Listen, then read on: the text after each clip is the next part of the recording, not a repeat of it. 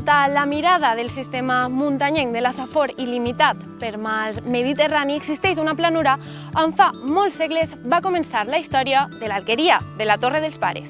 Vora el segle XVI, Francesc de Borja va donar els camps que envolten aquest edifici patrimonial als jesuïtes. I des del segle XVI, estos camps han vist créixer diferents varietats de producció agrícola.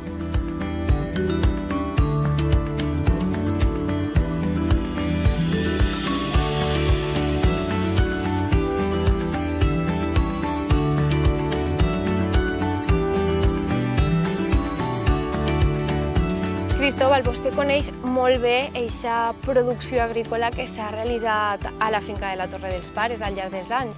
Sí. Jo tinc així molts anys de la meva vida. Quan jo era molt menut, he passat així molt gran part de la meva infància. Sí, la finca tenia 1.000 fanecaies abans. 1.000 fanecaies. 1.000 fanecaies. Sí, així estava...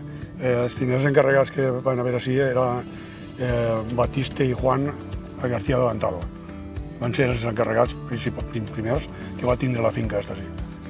I a partir d'ahir ha sigut un continu de gent de passar, gent de venir a treballar així, gent de Daimús, gent de Miramar, gent de Piles, ha sigut tota la vida, perquè així era molt grandíssima, 1.000 fanecaies, i abans es treballava a mà, que no tenien tractors ja, les enaques, es feia el treball manual, així, entonces.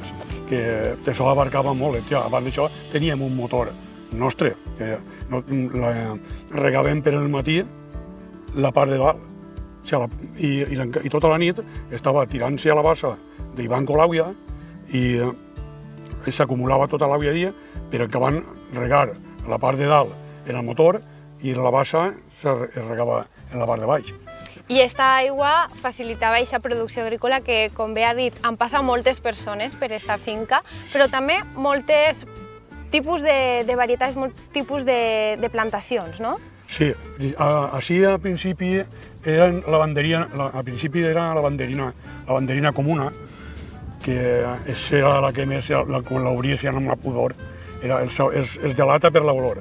En què van començar a fer solustianes, navelines, han anat canviant, conforme ha passat la vida, han anat canviant les varietats que anaven per al mercat, però aleshores, per les últimes voltes que van collir així, quan era propietat privada, era tot, el 90% era navelina.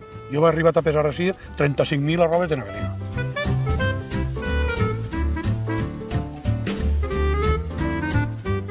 Aquesta finca que facilitara aquesta gran producció de varietats de cítrics. Aquesta finca té un clima molt especial. Jo he parlat amb molts corredors perquè al llarg de la vida els corredors han vingut a comprar-te la taronja i sempre el donaven 3 o 4 o 5 milions de pessetes per davant, però sense firmar res, te ho donaven perquè tu li guardaries les taronges. Perquè aquestes taronges, quan les posaven a la càmera, estaven verdes perquè les collien a principi d'octubre, entre l'1 i el 12 d'octubre.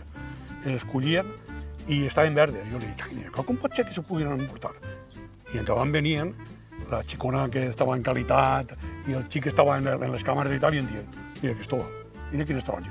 I pareixien taronges de dibuix, és a dir, com si foren d'haver dibuixat a posta en porcelana, la perfecció, un color especial. Per això venien així a per elles. Pel clima, no? El clima així pràcticament mai ha gelat, mai.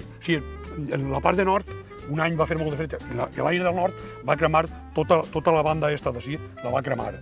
Però gelat, així no gelat mai. Això és una finca, com podeu comprovar, es maneja l'aire tot el dia. Entonces no deixa que el fred orgo, entens?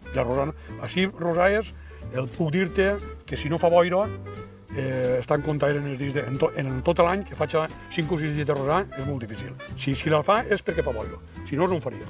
Podem dir que estem en un entorn natural privilegiat, no? Proper de la mar, també tenim les muntanyes en aquesta planura, no? Sí, això per a mi, jo crec que n'hi ha molta gent en Gandia que ho desconeix. Al llarg de que l'Ajuntament, en les seues fetes de publicitat, les xarxes socials i tal, has començat a la gent que sapia això, però això n'hi ha moltíssima gent no sap l'encant que té això. És en 2010 quan passa la Torre dels Pares a mans de l'Ajuntament i comença tota aquesta història des de fa uns pocs menys anys de rehabilitació, de tornar a recuperar aquest edifici, no? Sí.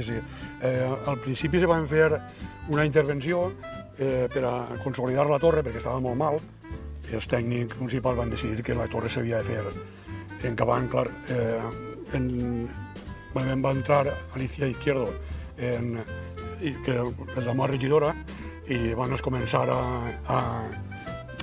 fer aquesta rehabilitació, aquesta recuperació de l'edifici. Sí, van fer la recuperació, però te vaig dir una cosa, ella te pot ensenyar més que jo aquestes coses. Aleshores vas cap allà a conèixer l'edifici. Anem allí i ella ens ho ensenya. Alicia, m'ha dit Cristóbal que ens pot explicar este edifici, la història. Así estaba esperamos.